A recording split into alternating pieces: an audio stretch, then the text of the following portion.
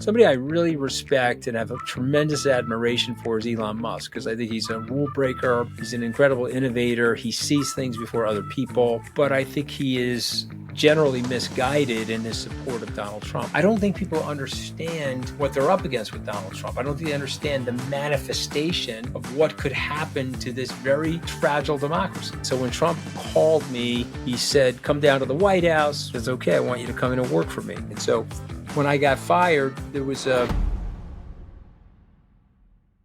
What's up, guys? JD here, and on today's show, I am talking to Anthony Scaramucci, the Mooch, as some of you might know him. You might have seen Anthony on CNN or CNBC or Bloomberg. He is all over the place.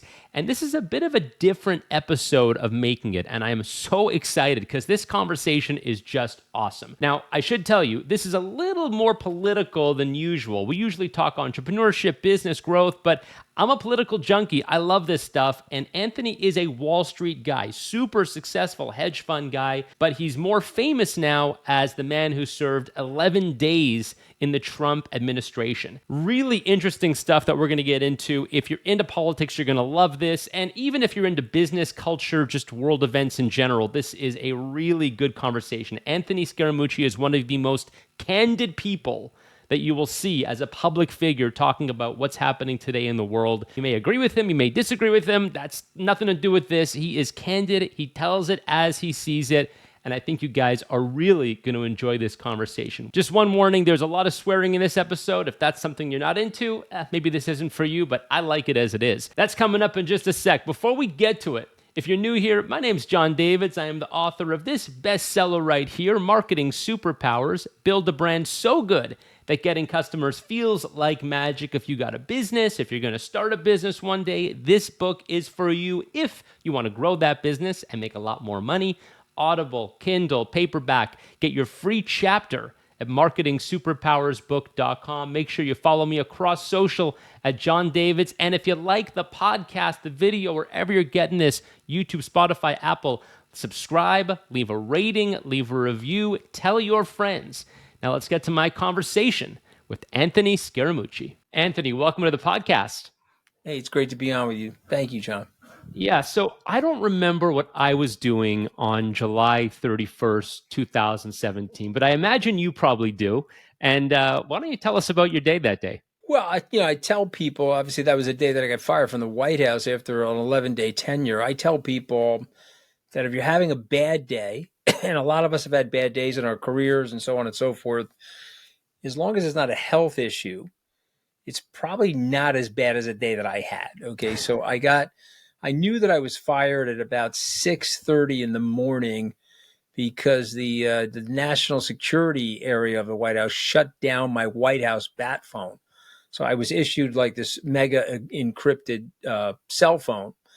And then the Vice President Prince, Chief of Staff, called me on my regular phone at around 7:30 in the morning and said, Mooch, what's up? You're not answering the bat phone. And I didn't have the balls to tell him, well, I'm probably getting fired today. And they disconnected me from the system. I didn't tell him that. I said, oh, I'm sorry. I forgot to put it on. Where are you? Oh, okay, I'll meet you in the West Wing at 8 o'clock. At 9:30 that morning, General Kelly brought me into his office. He said, listen, I'm sorry. The president wants to fire you. It's not because of the Steve Bannon thing, although that's what the press is saying. I mean, everybody knows Steve Bannon was an asshole. I mean, that was probably my biggest contribution to American history, is getting his ass thrown out of the White House alongside of me. Of course, Steve is such a baby. He didn't want to leave on the same day. He begged Kelly to stay for 2 more weeks. And so he left on the 14th of August. I left on the 31st of July. But the president was cross with me because we had fought about a few things. And I said something to him he really didn't like, and that was it. I got fired. He said that I was a deep stater, which is sort of funny because I think I've been to Washington one time on like a school field trip. I'm not a deep stater. I'm a kid from Long Island who happens to be an entrepreneur. But why were we fighting? We were fighting over the Russian sanctions bill that he didn't want to sign, which he eventually signed. And I told him that was crazy. We're fighting over the Kennedy assassination documents. He wanted to reveal them. We had a big internal fight, and I didn't feel that they should have been revealed, nor did other people in the national security team. He got mad at me for that. He said, "Hey, I thought you were on my side. You're not. You're working for them. You're not working for me." I said, "Look, I'm here to work for the American people. I took an oath to the Constitution. This is the office we're in. We're borrowing it from the American people. This is the people's house." He didn't like any of that. One of the best, funniest moments for me in the White House, and it happened on a Wednesday, John, and I know it was a Wednesday because I was only there for one Wednesday, so I know it was a Wednesday. He was like yelling at Paul Ryan, saying that Paul Ryan worked for him. And Paul was like, no, I actually don't work for you. I'm in a totally separate article in the Constitution. So it was a weird thing, weird time. There's a reason why 40 people, myself included, that have worked for him or was in his presence at the Pentagon, 3 White House chiefs of staff, national security people. I think 9 communication directors too. 9 communications directors, defense secretaries. There's a very large group of people that know that he's certifiably crazy, and they have a responsibility to the American public to let people know how dangerous he is as a human being. When I sit there, somebody I really respect and have a tremendous admiration for is Elon Musk, because I think he's a rule breaker. He's an incredible innovator. He sees things before other people.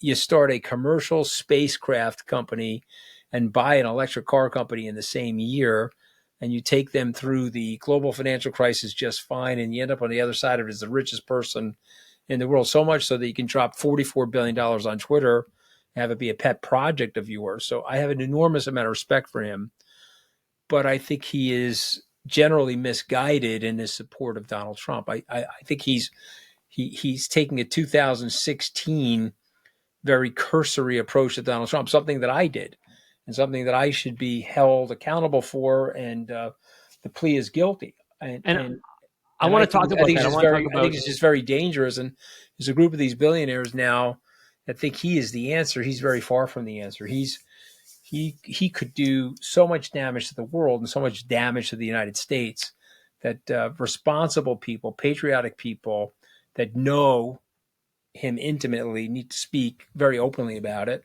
and see if they can convince people to pause and not vote for the guy. And I want to ask you more about Trump and your whole experience, how you even got caught up in the campaign. But what I'm curious about is, here you are, a super successful entrepreneur running Skybridge. Why did you even take the job as a communications advisor? I mean, why were you qualified for that, and why did he hire you for that? Well, I mean, that's something that Jeb said to me. Jeb had me laugh, and he said, if I ever won the presidency, you would have never been anywhere near the White House. Maybe I would have invited you to a Christmas party. I wasn't qualified to be the comms director. Mike Dubke, who left, he spent 3 months in the comms seat, or approximately 10 Scaramucci's being defined by 11 days. Unit of measurement, of course. Yeah, exactly. And so he left. And so when Trump called me, he said, come down to the White House. Of course, he's the president. I got very excited. I had my ego in it. I went down to the White House. He said, you were right about Priebus and Bannon. I got to get rid of them. You told me to call you. You would help me. I said, yes, I did. He says, okay, I want you to come in and work for me. And I, got intoxicated by that. My ego was involved, my pride. I said, did you ask what position? Did you care? I mean, didn't you think economics, treasury, something? We were in the study off the Oval Office. I said, okay, what position? He picked up the phone. He called the operations guy for the White House. He said, what offices are open here? Well, the comms director's office was open. He says, okay, you'll be the comms director. I said, well, I'm not really qualified to be the comms director. I actually brought Bill Shine into the White House the week I was there. He came to have dinner with me and Trump on Wednesday night. Bill was the president of Fox News. He had just left Fox News. He had retired. And I said, I'm not qualified to have this job, but I'm going to find you a person that is. I got named comms director. On that Wednesday, I had dinner with Trump and Bill Shine. Bill ultimately went in and became the comms director. He's a very qualified guy. He ran the Fox News organization. That would be somebody who would be more qualified. Right. I was there to help Trump. I was there to get rid of Priebus and Bannon. And I was there I hope to influence policy. I was close to McMaster. I had a nice relationship with General Kelly. I knew Jim Mattis pretty well. Steve Mnuchin and I were very close. There was an opportunity there for me to help the president and try to get the management of the White House more organized. Priebus and That Bannon were gunning it out with Jared. It was a disaster inside the White House, actually. And so when I got fired, there was some levels of humiliation, but also some levels of relief. It was like, okay, thank God that's over. right. And but Um, that whole hiring process sounds insane. I mean, is that how it happens normally, or was that sort of no, a well. I mean, I'm giving you answers to your questions. I'm not giving you the backstory. So I was on the campaign for a year. I was named to the 12-person executive transition team. I helped to build the cabinet, the sub cabinet, the other agencies related to the executive branch. I was offered the position of White House liaison and accepted that position. But Reince Priebus hated my guts. But he was like, he was like, at least Steve Bannon is a lecher and a malevolent guy, but he's like a front stabber. This guy Reince Priebus was from like Kenosha, Wisconsin. I used to call it Kenosha Nostra. He was like the Wisconsin mafia. He was like this howdy doody, golly gee, tried to give the appearance of an Eagle Scout while he was plunging knives and shivs. I mean, he was the rat fucker of all time. And so he would Reince Priebus was such a bad guy that he could have dinner with you and he could take a spear like from his fucking, let's say he had an olive in his fucking martini glass. He would take the spear, he would poke your eyeball out, and he would put it in his martini glass. You're there bleeding, and he's still talking to you. You never seen a guy like this. He was like one of the worst people I ever met. And then Trump figured that out. But I was supposed to be his liaison, his White House liaison. Bannon didn't care, but Priebus did, and he was dumping a lot of opposition research about me into the New York Times. My company had a relationship with a Chinese company, so that was supposed to be suspect, and it was all this sort of craziness that they do to each other in Washington. So Trump said to me, well, I can't, based on this article, I can't make you the White House liaison. So I then said to Trump, it was January 30th of 2017. I said, these guys are assholes. They set me up. They put that stupid article in the paper. I have no relationship with the Chinese. And I said, it's just ridiculous. He says, okay, but I can't hire you right now. I said, listen, those two guys are assholes. When you want to get rid of them, I'll be up in New York. You call me, I'll come down and take care of it for you. got it? So there's a lot longer tail of the story. I was already cleared. I already had the White House blue badge. And by the way, Trump let me keep it. So even though I wasn't in the official job, I was on the White House personnel staff starting on January 20th. So when they say I was only there for 11 days as White House communications director, yes, but I had the blue badge from January 20th to July 31st. You see what I mean? Yeah. But whatever, So it doesn't matter. I mean, it's a cool story that I was only there for 11 days. I tried to help Donald Trump. He was not somebody that you could help. After my firing, 80 more people got fired, and it was a real shit show, to be honest. And by the way, you don't want to go back to that as a country. You don't want to go back to that. Whatever you think of Kamala Harris or whatever you think of the whole situation, these are normal people that love the country that are trying to do a good job. yeah, Trump is now velcroing lunatics, anarcho right-wing Christians that want to subvert the country and turn it into The Handmaid's Tale, like it's episode 1, season 1 of The Handmaid's Tale. When they say they're going to deport 15 million illegal immigrants, okay, well, you don't know the circumstances behind every one of these people that are in the country, and you don't know what they're fighting up against, and some of them are very law-abiding, by the way, but that's okay. They're going to bring a armored vehicle into your neighborhood, and they're going to come out of the cars with SWAT guns and so forth and pull the people out of their houses, and they're going to deport them, right? That's what he wants to do. Okay, how are you going to deport them? Well, you got to put camps together. Oh, so you're going to concentrate them in camps? We're going to concentrate them in we see camps. where this is going. Let me repeat that. Is that what we're doing? Yeah, well, we have to figure out a deportation schedule. You can't just, hey, John, I've deemed you illegal. Let's go. You got to go. Okay, well, where am I going? Well, I don't know. We got to get on the phone with people to see who's going to take you. You're leaving here. I So hear you, and the these are very bad people. This is the most un-American. He's the oldest now, and he's the most un-American thinking person to run for the presidency. He doesn't have any American values.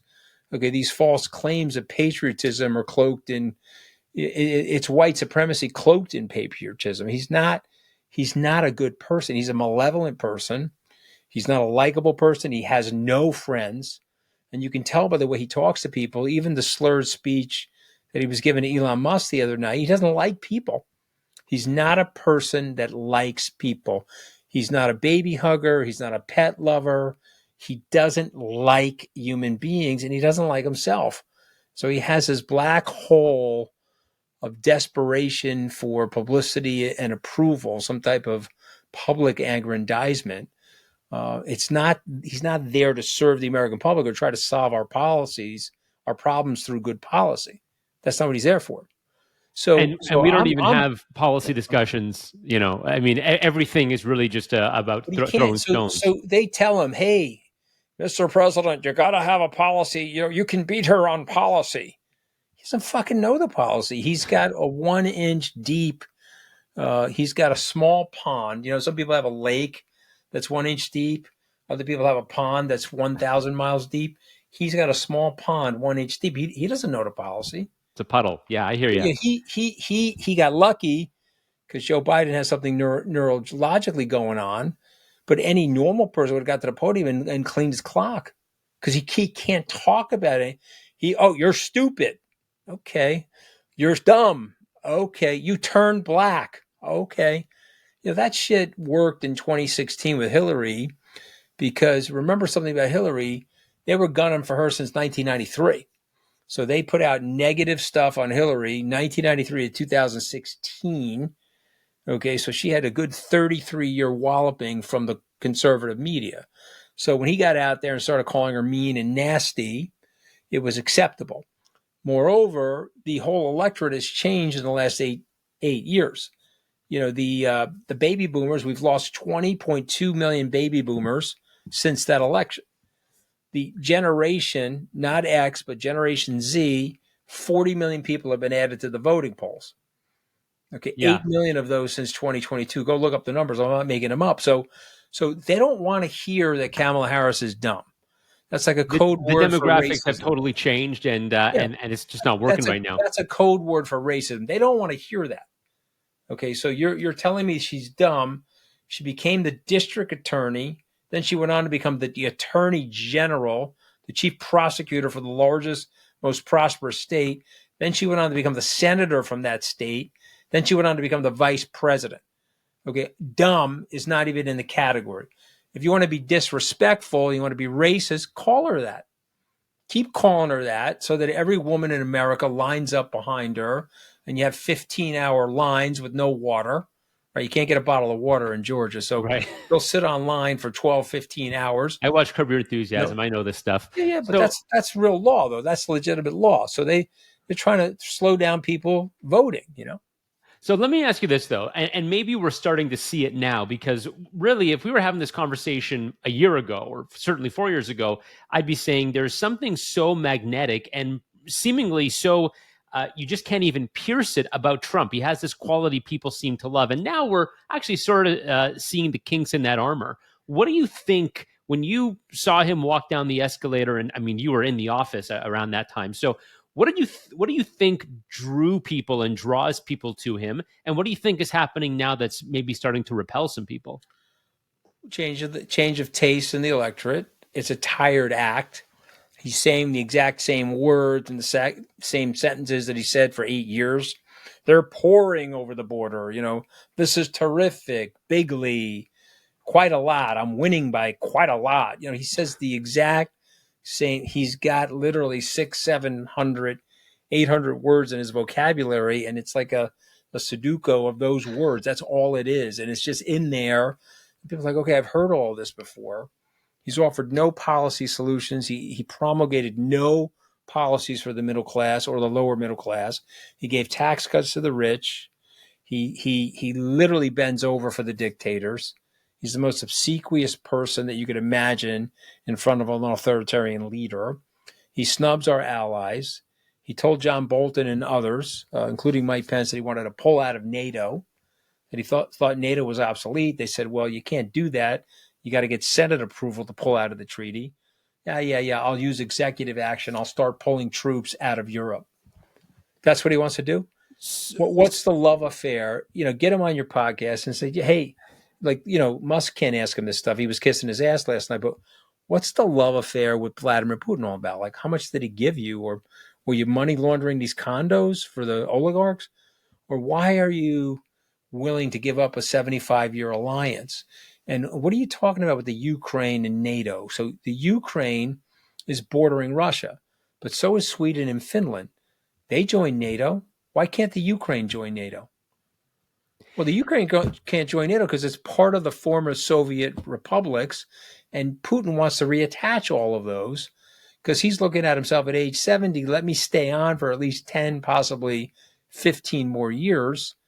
And in order for me to do that, because I'm not that popular, I've got to create nationalism, and I got to create propaganda messaging inside my country that we're being attacked or we're under some type of siege. Democracies very rarely declare war on other countries. This country made its worst mistake, the Iraqi war.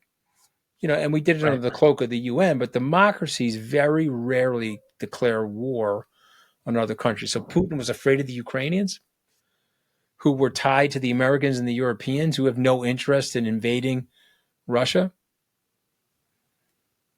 But then you got these right-wingers in this country getting paid by the Russians, like Tucker, like this useful idiot Tucker Carlson and these other bozos. They're out there saying Russian talking points. I just want to remind your viewers and listeners, we have 5.7 billion people that are traveling on this earth alongside of us. They're our fellow travelers. They live under tyranny, suppression, and autocracy. Okay. And you live in the greatest country in the world that's supposed to be a beacon of hope for other people, supposed to be what Lincoln said about the country, the last best hope for mankind.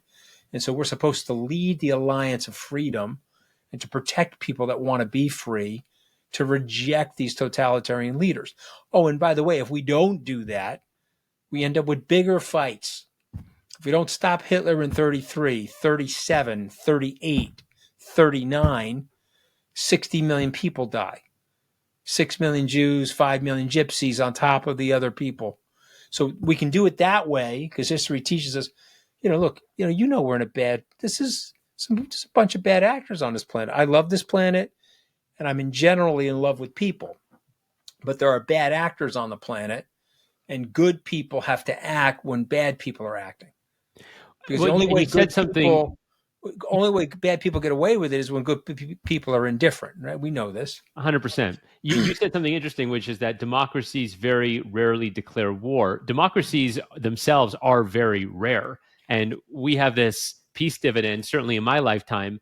We've only ever known peace. And so the reason the whole, Trump getting elected, like my own experience, and I'm fairly down the middle, I think, on most things, but my own experience was this is just really unusual. Like you go Obama, Clinton, Bush, all of them, they're all kind of the same thing, a little bit different flavors of the same thing. And then Trump was like completely different. And yeah, it was, I think jarring for a lot of people. And as you said, Act 2, who the heck knows? What do you think? Trump gets elected tomorrow. What do you think Act 2 looks like? They take out the Project 2025 playbook and they begin the process of weakening the legislative branch and weakening the judiciary. They flood the judiciary with people that believe in unitary executive privilege, which is basically the expansion of the executive branch of government relative to the others.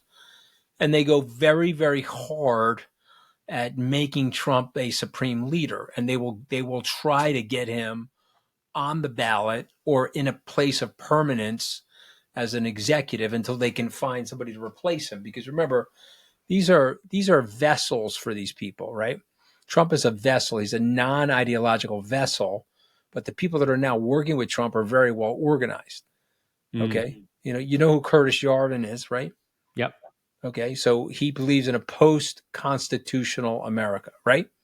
Explain Okay, who Curtis Yarden yeah, is. yeah, he is the acolyte. He is the philosopher that has followers like Peter Thiel and a gentleman by the name of J.D. Vance. And what does Yarvin believe? He believes that we should not be in a democracy. The democracies are messy, and the democracy is a has-been. It's an antiquated thing. It's outlived its purpose, and that the people are not smart enough or capable enough to govern themselves anymore. They need aristocrats and genius tech people or genius finance people that are smarter than everybody else, know-it-all billionaires should be running the thing. Okay, and so the know-it-all billionaires are attracted to that because that would help them create an oligarchy. Okay, if you're worth $100 billion and you want to be worth $1 trillion, live in an oligarchy. Right. Because an oligarchy, you sit down with the leader, you guys set the rules, you set the laws, you plunder the society, and you get to be worth $1 trillion. Do you legitimately think that's? I mean, I hear you, and I've read, or I've glanced at Project 2025. Do you legit think that could happen, or that the guardrails aren't in place to protect against that? You got 6 people on the Supreme Court that are going to side with Trump now, no matter what. I mean, you look at the cases.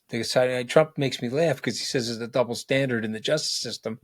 I'm like, yeah, there is a double standard. You're winning all the cases. Okay, so I mean, what are you talking about? Double standard. So here's what I'm saying. The institutions held for 4 years. The people now working for Trump are not Kelly and Mattis that love those institutions. People that are going to be in the seats alongside of Trump are people that want to break those institutions. Okay, so could the institutions still hold? Don't underestimate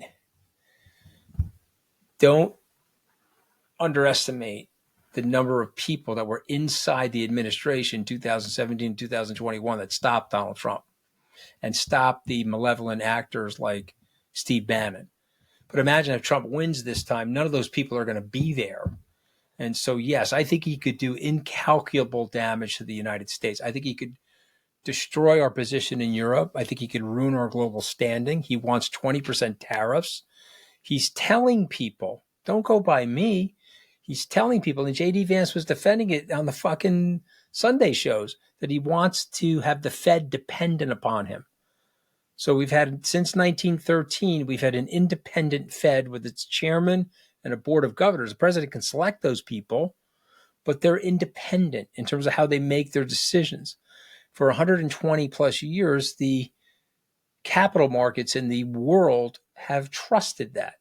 And as a result of which, the predictable judiciary system and the free-flowing capital markets in the United States and the decency of our regulation has led to massive flows of capital into the United States. You want to take the Fed independence out of the equation for the United States? You want to make the judiciary system less predictable on precedent and more reliant on the executive like they do in Russia and other parts of the world where there are autocrats?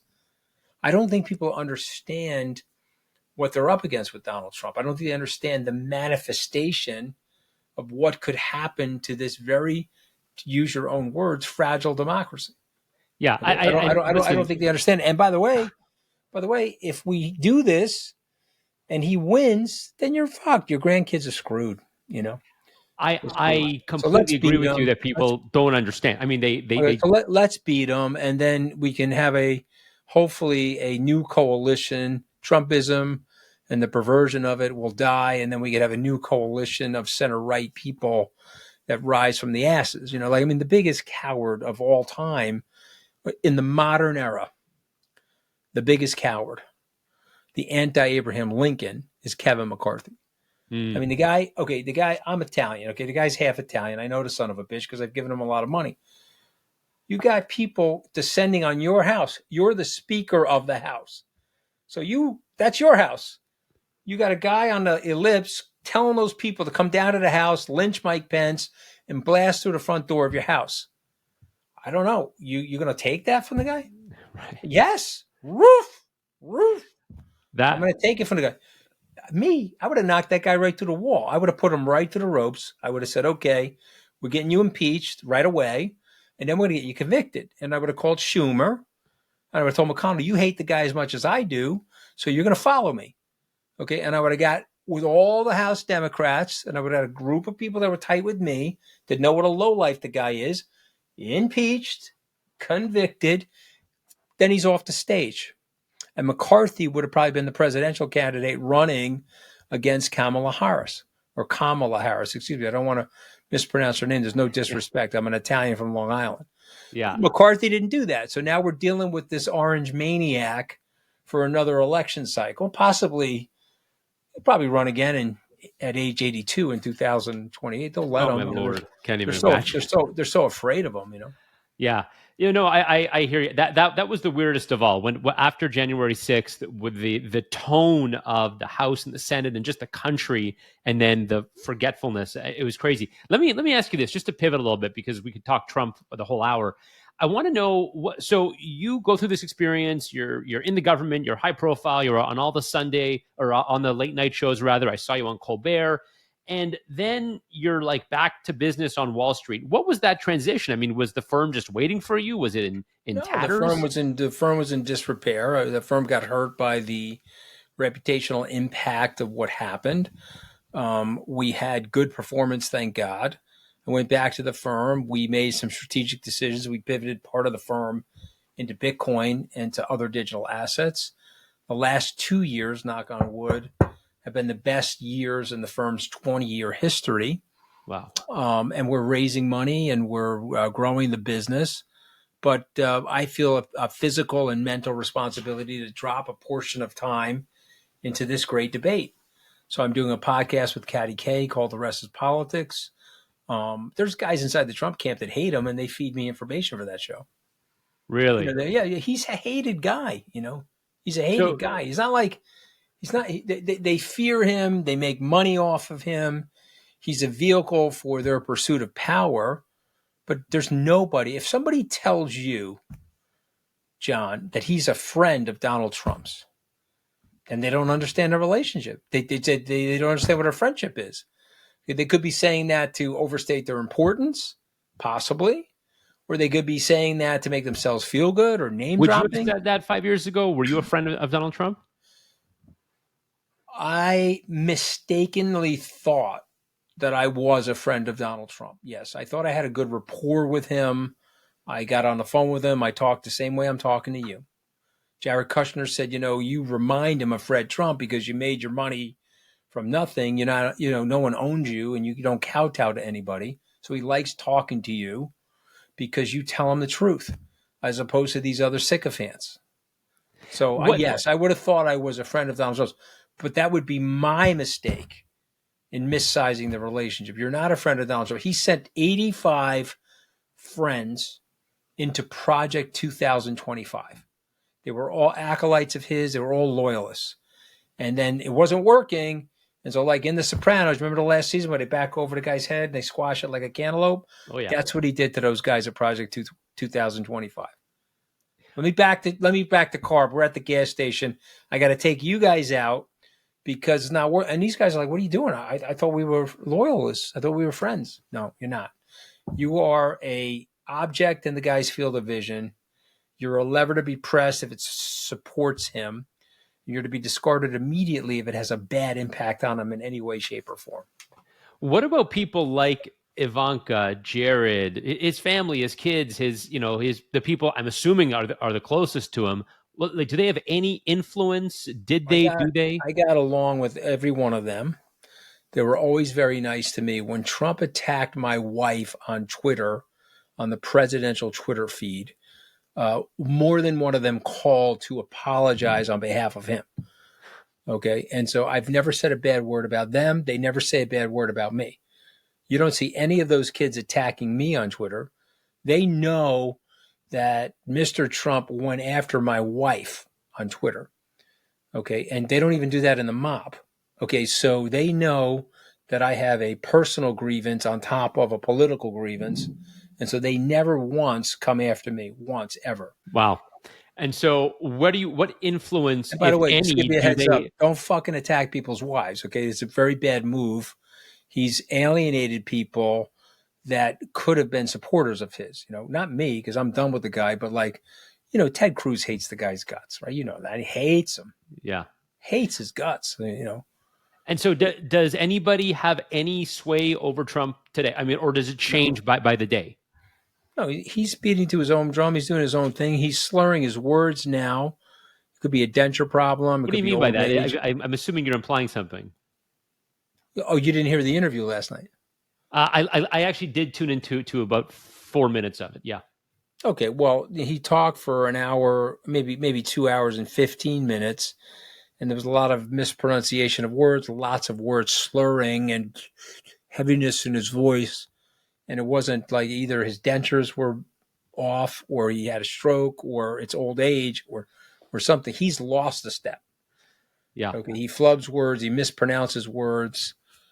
People are saying, "Oh my God, he was so engaging." He wasn't engaging. He was a rambling lunatic last night. That's why I listened for 4 minutes. I Yeah, kind no, of it was a rambling, nonsensical, crazed lunatic. You know what I And mean? so you feel the need now, though, to kind of dedicate, like you said, a chunk of your time to this conversation, to this debate. Like, how is it? Because it interests you and you enjoy it, or really are you just in the race because you actually want to make a difference, or what? Do I enjoy it? No, let me put it this way: if Donald Trump wasn't running for president, I would be on CNBC talking about business. Okay, so he wasn't running in. The race hadn't heated up. I mean, I guess he announced his presidential run the day he left the White House. But I mean, in 2021 and 22, I wasn't out there. 2023, I wasn't out there. When 2024 started, and he's now going to be the nominee, that these jokers are actually going to let him be the nominee of their party. Okay, there's no Nancy Pelosi, by the way, in the Republican Party to put him lights out. So when they decided they were going to let him be, I said, okay, we got to go out there and talk. We got to speak. I'm going to give you the Surgeon General's warning label, then you make a decision. I said to a group of people on CNN one night, okay, so 40 of us worked at a drug company, and we saw them make the drug, and the drug is going to kill your child. And so 40 of us got to a microphone and said, you see this drug? We saw the drug company make it. If you give it to your child, you're going to kill your child. Would they give it to the child? Let's say 40 of us worked at a automotive company. We said, we saw the car get made, and the car is going to blow up on the highway, and it's going to kill your family. Are the people going to go out and buy the car? But in politics, you have 40 people, 9 comms directors, 2 secretaries of state, the national security advisors, 2 of those. You've got, you name the person, okay? Go through the whole list. There's 40 of them. They're all telling you that the car is going to blow up and the pill is going to kill your kid if you put him back in the White House. The vice president of the United States, is telling you, I was on the ballot with the guy 2 times. He tried to get me hanged on the 6th of January, and I'm not going to vote for this son of a bitch. Right. And he's a very bad dude, and he's very bad for the country. I don't know. But people, you got 40, I don't know. He's got a high floor and a low ceiling, but he could get the 47% of the vote. Yeah. That's why the Republicans are funding RFK Jr. and Jill Stein. They're hoping they can chip that away from Harris. But I'm just asking you a question. 40 of us worked at a pharma company, told you the pill's going to kill you. But the people, they're never Trumpers. Oh, he, who. Guys, I'm not a never Trumper because I was once a Trumper. Right. I can't be a never Trumper because I was once a Trumper. Yeah. I have Trump reality syndrome. I have Trump awareness syndrome. I have Trump, hey, he's going to hurt your family, and I happen to like your family and love my country syndrome. But you can't say I'm a never Trumper. Fox won't put me on because how are they going to handle a guy like me? Well, imagine one of these Fox anchors talking their nonsense and their talking points and me rebutting them on their air. They wouldn't be able to handle that. They'd be crying. I know many people who have been Fox News. It's a terrible, terrible disease impacting the country. Let me ask you this, because this actually kind of takes me to the point that, out of everything you say, you come off as kind of a really interesting character, because here you are, I think at the beginning, and certainly when you were communications director and when the late night shows were picking on you, they put you in the same pile as everybody else. And here you are, if you've been listening to Anthony Scaramucci over the last 5 years, you're an honest guy. You come off as a guy, as you said, like you're an everyday person, but I have to imagine you're worth $100 million plus dollars. Where does this character come from where you are so plain spoken, so everyman, but you are also this Wall Street, Washington, D.C. insider? Like, did this just But I don't stand on ceremony. My grandmother was a maid. My grandfather was a mason. My father was a crane operator. If you want to go back to Italy, they were peasant farmers and day workers. So I'm not standing here on ceremony. This country's been a miracle for me and my family. You can't spend 35 years working your ass off on Wall Street and not make a little bit of money. If you're smart and you're a good investor, you have a decent amount of money. It doesn't make me better than anybody. I remember being in a class at Harvard Law School and some guy was opining some nonsense.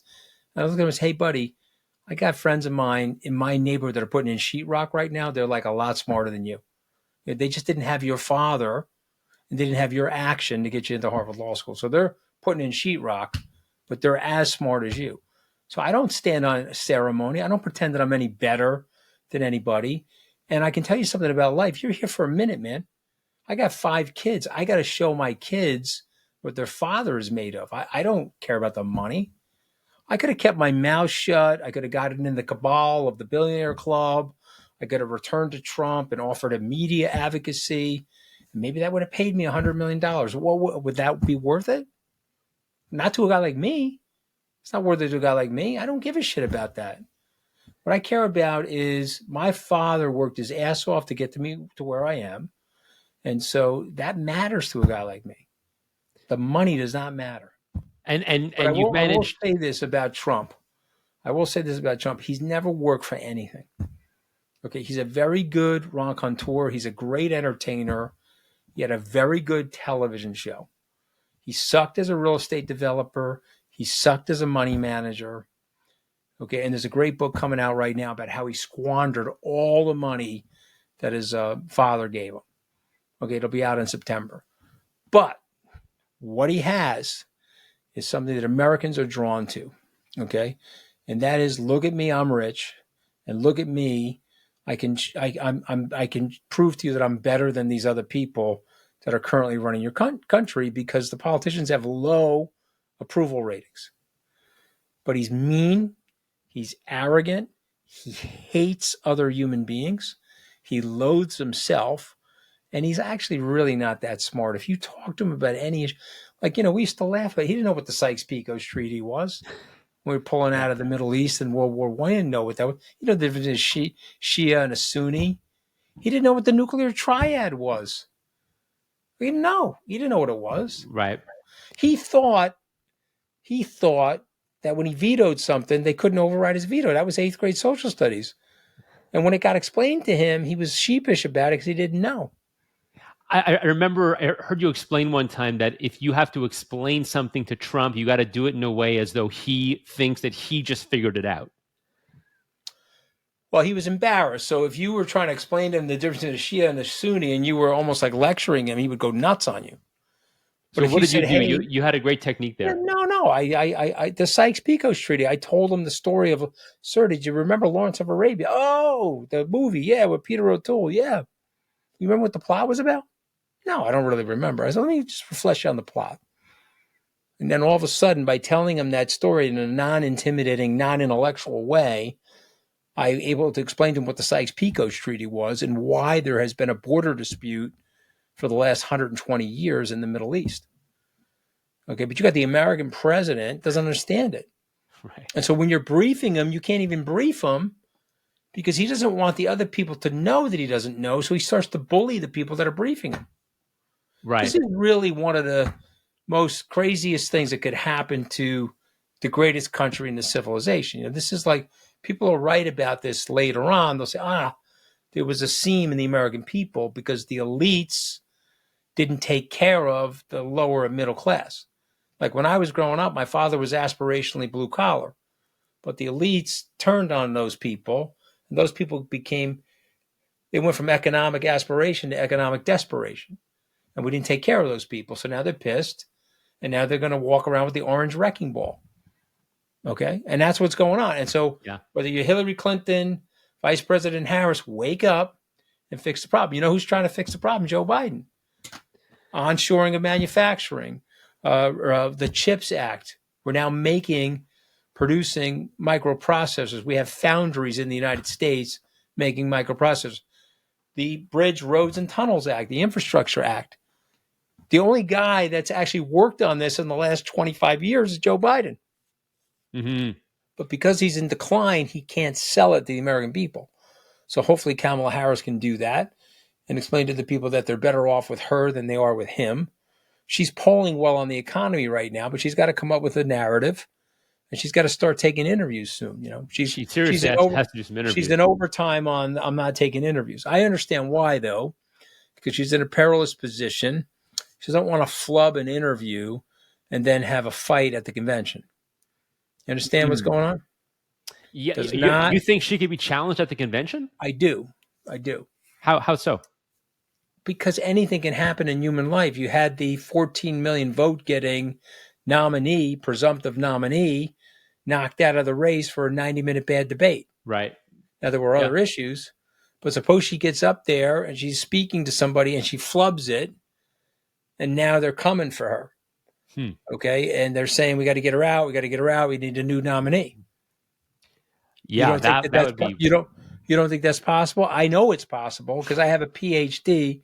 I have an 11-day PhD in Washington fuckery. So I actually know that it's possible. And so that's why she's not doing any interviews. Although she would still have served like 3 or 4 Scaramucci's in terms of the nominee. She would have served 40 days. Yeah, exactly. She would have been 40 days in, but don't underestimate